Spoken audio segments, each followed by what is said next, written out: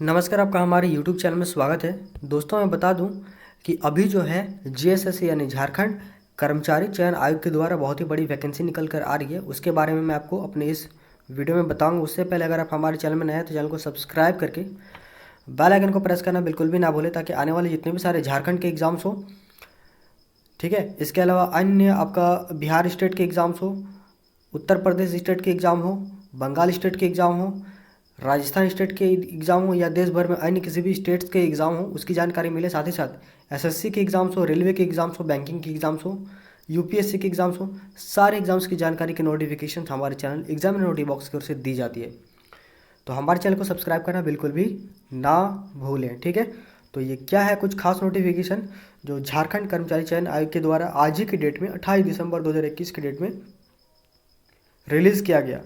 यहाँ पे देख सकते हैं विज्ञापन संख्या क्या दिया हुआ है। तो विज्ञापन संख्या आपका जो है वो है 06/2021 और यह है झारखंड डिप्लोमा स्तर संयुक्त प्रतियोगिता परीक्षा 2021, ठीक है, यानी Jharkhand diploma level combined competitive exam, ठीक है। और ये कब निकाला गया, तो आप देख सकते हैं 28 दिसंबर की डेट में निकाला गया।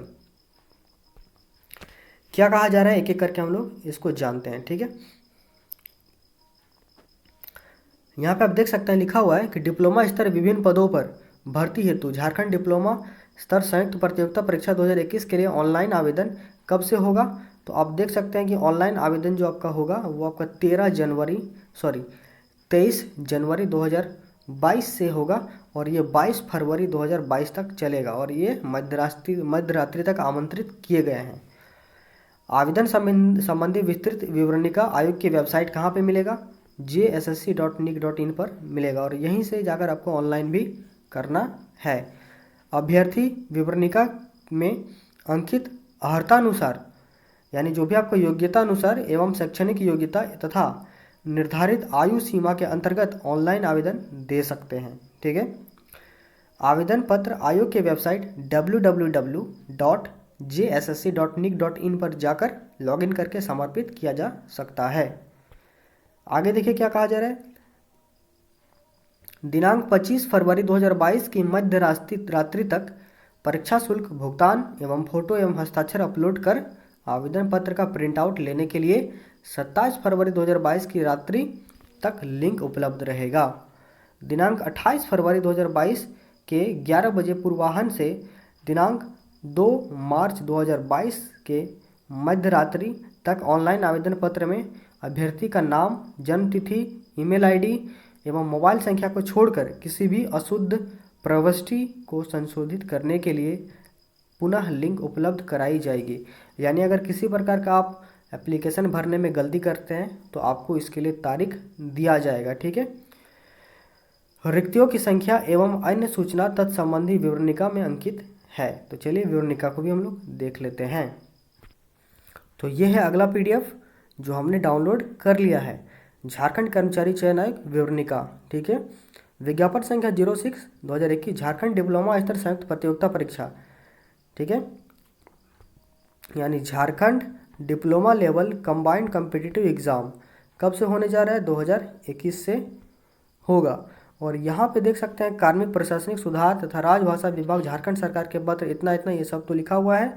और यहाँ पे आवेदन आयोग की वेबसाइट पर जाकर करना होगा। परीक्षा शुल्क आप देखें तो 100 रुपये लगने जा रहा है, ठीक है, जबकि अनुसूचित जाति, अनुसूचित जनजाति, ठीक है, इन सभी के लिए 50 रुपये शुल्क लगेगा, ठीक है।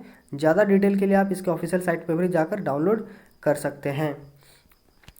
रिक्तियों की विवरणिका, अगर इसके बारे में देखें कि कहाँ कहाँ कितना वैकेंसी है, तो आप पदों का नाम सबसे पहले आप देख सकते हैं। तो यहाँ पे पद है आपका कनीय अभियंता विद्युत में, इलेक्ट्रिक में, ठीक है। अनारक्षित, अनुसूचित जाति, अनुसूचित जनजाति, अत्यंत पिछड़ा, इन सब के लिए कितना कितना कुल पद है वो आप यहाँ पे देख सकते हैं। महिलाओं के लिए कितना है वो आप भी देख सकते हैं। कुल यहाँ पे जो है कनीय अभियंता के लिए कुल जो पोस्ट है वो आप देख सकते हैं 46 पोस्ट उपलब्ध है, ठीक है। अगला देख लेते हैं।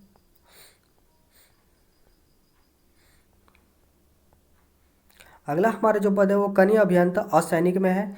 तो कनीय अभियंता असैनिक में देख सकते हैं कि कुल कितने पद है। टोटल इसमें 188 पद है, ठीक है। तो आप एक एक करके खुद से भी आप देख लेंगे, ठीक है। ये लीजिए मैंने पूरा स्क्रीन कर दिया, आप एक एक करके देख लें। अगला में चलते हैं। उसके बाद आपका कनीय अभियंता देख सकते हैं यहाँ पे लिखा हुआ है। तो कनीय अभियंता में कुल कितना सीट है? 151 सीट है। किसमें कितना है वो आप देख लीजिए, ठीक है। आगे यहाँ पे नीचे लिखा हुआ है कि कोटिवार रिक्तियों की संख्या अधियाची विभाग के अनुरोध के आलोक में संशोधित की जा सकती है, यानी रिक्तियों में किसी भी प्रकार का संशोधन किया जा सकता है।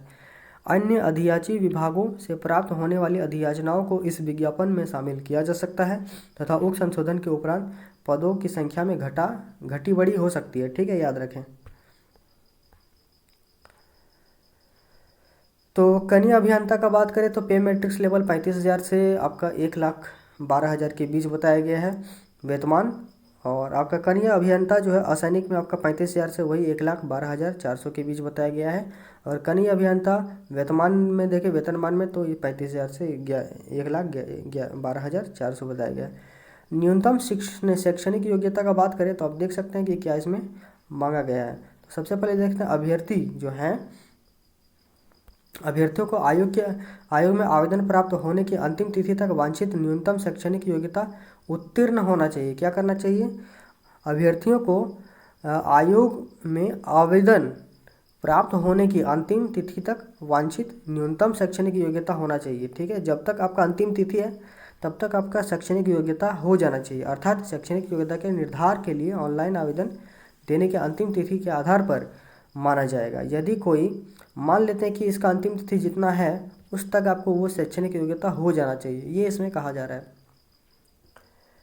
यदि कोई अभ्यर्थी इस तिथि तक निर्धारित शैक्षणिक योग्यता नहीं धारित करते तो आवेदन भरने के लिए अयोग्य समझा जाएगा, ठीक है। तो अगर आप योग्य हैं तभी आप भरें। 2 नंबर देखिए, उपयुक्त अनिवार्य योग्यता के अतिरिक्त अभ्यर्थियों को मैट्रिक पास होना चाहिए। देखिए यहाँ पर बता दिया गया मैट्रिक या 10वां पास झारखंड राज्य में अवस्थित मान्यता प्राप्त शैक्षणिक संस्था से उत्तीर्ण होना चाहिए होगा तथा अभ्यर्थी को स्थानीय रीति रिवाज, भाषा, परिवेश का ज्ञान होना अनिवार्य है, ठीक है, ये बताएगा। परंतु यह है कि झारखंड राज्य की आरक्षण नीति के आच्छादित अभ्यर्थियों के मामले में झारखंड राज्य के अवस्थित मान्यता प्राप्त शैक्षणिक संस्था से मैट्रिक 10वीं कक्षा उत्तीर्ण होने संबंधी प्रावधान शिथिल रहेगा, ठीक है। यानी इसमें मैट्रिक मांगा जा रहा है, ठीक है, मैट्रिक पास यानी 10th बोर्ड पास होना अनिवार्य बताया गया है। इसमें खेलकूद कोटा के अंतर्गत आरक्षण का दावा कला, संस्कृति, खेलकूद एवं युवा कार्य विभाग झारखंड के संकल्प इतना श्रेणी ख के पदों पर सीधी नियुक्ति हेतु निर्धारित निम्न मानक है, ठीक है। तो आप कहाँ से ऑनलाइन कर पाएंगे? इसके JSSC की ऑफिशियल साइट पर जाकर ऑनलाइन कर सकेंगे, ठीक है। आगे देखते हैं। न्यूनतम उम्र कम से कम 18 साल होना ही चाहिए, ठीक है। और अधिकतम उम्र अगर बताया जाए तो जनरल जो कैटेगरी के लिए हैं या EWS में जो आता है यानी इकोनॉमिकली वीकर सेक्शन में आता है 35 वर्ष बताया गया। अत्यंत पिछड़ा वर्ग एवं पिछड़ा अनुसूचित के लिए OBC के लिए 37 वर्ष। महिला जो आते हैं तो महिला के लिए 38 वर्ष। अनुसूचित जनजाति और जनजाति यानी SC/ST के लिए 40 वर्ष इसमें आपका दिया जा रहा है, ठीक है। और इसमें क्या है वो हम लोग खास वो देख लेते हैं, ठीक है। अब आते हैं इसमें परीक्षा का स्वरूप, यानी किस प्रकार का इसमें परीक्षा होगा, यानी इसका सिलेबस कैसा रहेगा, इसके बारे में जानना काफ़ी ज़्यादा अनिवार्य है। तो देखिए सबसे पहले यहाँ लिखा गया है कि आयोग द्वारा कंप्यूटर आधारित परीक्षा यानी CBT ली जाएगी, ठीक है। यानी कंप्यूटर में बैठ करके आपको एग्ज़ाम देना होगा तथा किसी विषय की परीक्षा यदि विभिन्न समूहों में लिया जाता है, यानी किसी विषय का परीक्षा अगर अलग अलग होता है तो अभ्यर्थी के प्राप्तांक का नॉर्मलाइज किया जाएगा, ठीक है। यानी अलग अलग शिफ्टों में अगर होगा तो नॉर्मलाइजेशन का सूत्र अलग से आयोग की वेबसाइट पर प्रकाशित कर दिया जाएगा कि किस प्रकार से नॉर्मलाइज किया जाना है। कंप्यूटर आधारित परीक्षा के आधार पर अभ्यर्थियों की मेधा सूची यानी मेरिट लिस्ट निकाला जाएगा, ठीक है। प्राप्तांक के नॉर्मलाइज अंक के आधार पर तैयार किया जाएगा तथा परीक्षाफल प्रकाशन के तत्पश्चात उन्हें नॉर्मलाइज्ड अंक ही दिया जाएगा। तो आपका रॉ मार्क नहीं बल्कि नॉर्मलाइज मार्क इस पर निर्भर करेगा। अब देखिए यहाँ पे क्या कहा गया, परीक्षा का स्वरूप एवं पाठ्यक्रम कैसा होगा। परीक्षा एक चरण यानी केवल मुख्य परीक्षा होगा, ठीक है। जिस तरह JSSC CGL का मैंने पिछला वीडियो में बताया था कि कैसा होने वाला है, उसी तरह ये भी रहेगा, सिर्फ मुख्य परीक्षा होगा। परीक्षा में सभी प्रश्न वस्तुनिष्ठ और बहुविकल्पिक होंगे यानी ऑब्जेक्टिव टाइप के होंगे। एक प्रश्न का 3 अंक मिलेगा, जिस तरह से जैसे सीजीएल में है 3 अंक होगा। प्रत्येक सही उत्तर के लिए 3 अंक दिया जाएगा, जबकि आप गलत करेंगे तो 1 नंबर काटा जाएगा। सेम उसी प्रकार का सिलेबस है, ठीक है। और देखिए इसमें क्या क्या होगा। प्रश्न पत्र हिंदी और अंग्रेजी भाषा में होंगे। प्रश्न पत्र जो रहेगा वो किसी दूसरे लैंग्वेज में नहीं बल्कि सिर्फ हिंदी और इंग्लिश में रहेगा।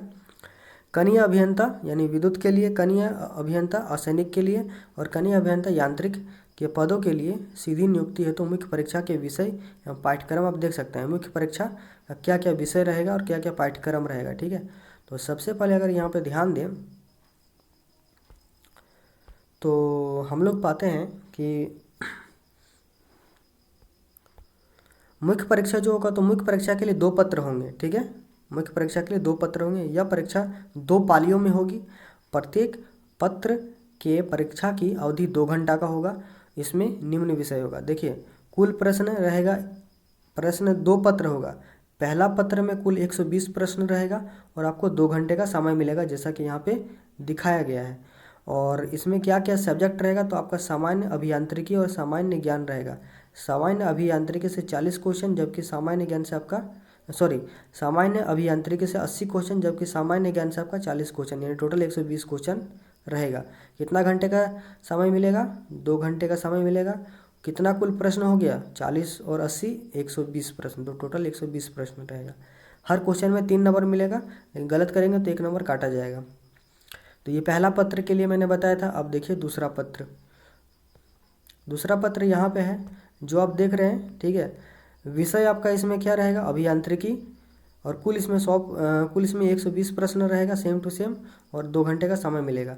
अब बात करें कि दूसरे पत्र में कौन कौन सा आपका इसमें सेवा या ये रहेगा, तो अभी आप देख सकते हैं कि कनीय अभियंता के लिए अलग से विषय रहेगा। क्या?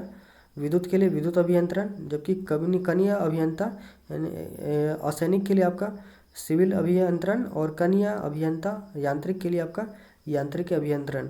इस तरह से अलग अलग विषय रहेगा। तो 2 पत्र आपको मैंने बता दिया है। मुख्य परीक्षा का किस तरह से आपका पत्र 1 में सामान्य अभियांत्रिकी के लिए क्या क्या सब्जेक्ट पढ़ना है वो आप देख सकते हैं। सिविल इंजीनियरिंग पार्ट ए से ये सब रहेगा, स्ट्रक्चरल इंजीनियरिंग से ये रहेगा, इलेक्ट्रिकल इंजीनियरिंग से ये रहेगा, मैकेनिकल इंजीनियरिंग से ये सब रहेगा। जबकि सामान्य ज्ञान का बात करें तो सामान्य अध्ययन से आपको ये सब पढ़ना पड़ेगा, ठीक है। आप पॉज करके देख सकते हैं वीडियो को। सामान्य विज्ञान में ये सब पढ़ना है, सामान्य गणित में ये सब पढ़ना है, मानसिक क्षमता जांच में ये सब पढ़ना होगा, कंप्यूटर का मूलभूत ज्ञान आपको होना चाहिए, उसके लिए ये सब पढ़ना है। अब देखिए पत्र 2 का बात करें यानी अभियांत्रिकी के लिए, तो सिविल इंजीनियरिंग में आपका बिल्डिंग मटेरियल्स पढ़ना होगा, एस्टिमेटिंग, कॉस्टिंग एंड वैल्यूएशन पढ़ना होगा, सर्वेइंग पढ़ना होगा, सॉइल मैकेनिक्स पढ़ना होगा, हाइड्रोलिक्स पढ़ना होगा, इरिगेशन इंजीनियरिंग से सब्जेक्ट रहेगा, ट्रांसपोर्टेशन इंजीनियरिंग से ये रहेगा, इन्वायरमेंटल इंजीनियरिंग रहेगा, structural engineering, theory of structures ये रहेगा। उसके बाद कंक्रीट टेक्नोलॉजी से रहेगा, आरसीसी डिज़ाइन और स्टील डिज़ाइन से रहेगा। इसके अलावा मैकेनिकल इंजीनियरिंग से देख सकते हैं आप, theory of mechanics and machine design से रहेगा, engineering mechanics and strength of material से ये सब पढ़ना है। थर्मल इंजीनियरिंग जिसमें प्रॉपर्टीज़ ऑफ प्योर सब्सटेंसेस से ये सब पढ़ना है। First law of thermodynamics, second law of thermodynamics, और फिर air standard cycle for IC engine, फिर IC engine performance, IC engine combustion, IC engine cooling and lubrication, Rankine cycle of steam ये सब पढ़ना होगा। बॉयलर्स पढ़ना है, air compression, there cycle, refrigerator cycle, principle, refrigerator plant, nozzle और steam turbine से ये सब पढ़ना होगा। फ्लूड मैकेनिक्स और मशीनरी से ये सब पढ़ना होगा। जबकि प्रोडक्शन इंजीनियरिंग से ये सब आपको पढ़ना होगा। अब बात करें सब्जेक्ट विद्युत अभियांत्रिकी यानी इलेक्ट्रिकल इंजीनियरिंग के लिए आप देख सकते हैं क्या क्या आपका रहेगा, ठीक है। ये सारा चीज़ हिंदी में फिर बताया गया हुआ है, ठीक है। आप डाउनलोड करके भी पढ़ सकते हैं, ठीक है। मैंने आपको आरक्षण के बारे में सारा चीज़ बता दिया है, ठीक है। और देख लेते हैं क्या है, कुछ खास सिलेबस भी बता दिया। इसके अलावा यहाँ पे एक चीज़ बताया गया है कि आयोग की परीक्षा में नकल नहीं करना है। आयोग की परीक्षा में अपने बदले किसी अन्य व्यक्ति को नहीं बैठाना है, अन्यथा आप पर कानूनी कार्रवाई की जा सकती है, ठीक है। और यहाँ पे आपका बताया गया है कि उम्मीदवारों को रद्द करने के विषय पर निर्णय की जानकारी यथावत दी जाएगी। परीक्षा फल प्रकाशन होने के 7 दिन के अंदर कोई भी परीक्षार्थी विहित प्रपत्र में 500 शुल्क के साथ पुनर्मूल्यांकन करा सकता है। अगर आपको लगे कि ये क्वेश्चन जो है वो गलत है तो आप इस पर ऑब्जेक्शन डाल सकते हैं। ठीक है, इसमें 500 रुपये आपको देना पड़ेगा। ये सब कहा गया है, ऑनलाइन आपको भरना होगा सारा चीज़। ठीक है, ये सब है। इसके अलावा यहाँ पे प्रवेश पत्र के बारे में बताया, नहीं एडमिट कार्ड के बारे में क्या बताया गया है कि एडमिट कार्ड आयोग की वेबसाइट पर अपलोड होगा, जिसे अभ्यर्थी डाउनलोड कर सकेंगे। ठीक है, प्रत्येक पत्र यानी एडमिट कार्ड डाक से अलग से नहीं भेजा जाएगा। यानी आप अगर सोच रहे हैं कि आपको डाक के माध्यम से मिलेगा तो ऐसा बिल्कुल भी नहीं है, बल्कि आपको इसके ऑफिशियल साइट पे ही जाकर के एडमिट कार्ड डाउनलोड करना होगा। बिना प्रवेश पत्र यानी एडमिट कार्ड के परीक्षा में बैठने की अनुमति नहीं होगी। तो एडमिट कार्ड हमेशा ध्यान रखें। और देखिए यहाँ पे एडमिट कार्ड के बारे में क्या बताया गया है। एडमिट कार्ड में फोटो हस्ताक्षर में त्रुटि होने पर परीक्षा में शामिल नहीं होने दिया जाएगा। अतः अभ्यर्थी अंतिम रूप से आवेदन सबमिट करने से के पूर्व आवेदन पत्र में अपना फोटो और हस्ताक्षर में मिलान कर लें। ठीक है, तो ये किसके द्वारा कहा गया? तो ये हमारा परीक्षा नियंत्रक के द्वारा कहा गया। ठीक है, तो जो भी था इसमें कुछ खास वो तो मैंने सारा चीज़ आपको बता दिया। आई होप कि ये वीडियो आपको पूरा पसंद आया हो। पसंद आए तो वीडियो को एक लाइक कर देंगे, और साथ ही अगर हमारे चैनल में नया है तो चैनल को सब्सक्राइब करके बेल आइकन को प्रेस कर लें, और दोस्तों को भी वीडियो शेयर कर दें ताकि उन्हें भी पता चले कि क्या वैकेंसी निकला हुआ है। इसके अलावा मैं बता दूं, हमारे इस चैनल पे दोबारा मैं बताना चाहूँगा कि जितने भी सारे पूरे देश भर में एग्ज़ाम होते हैं, पूरे इंडिया में सारे एग्ज़ाम्स की जानकारी दी जाती है। तो हमारे चैनल को सब्सक्राइब करके बेल आइकन को प्रेस करना बिल्कुल भी ना भूलें। ठीक है, तो यहीं पर अपना वीडियो को समाप्त करते हैं। आपका बहुत बहुत धन्यवाद।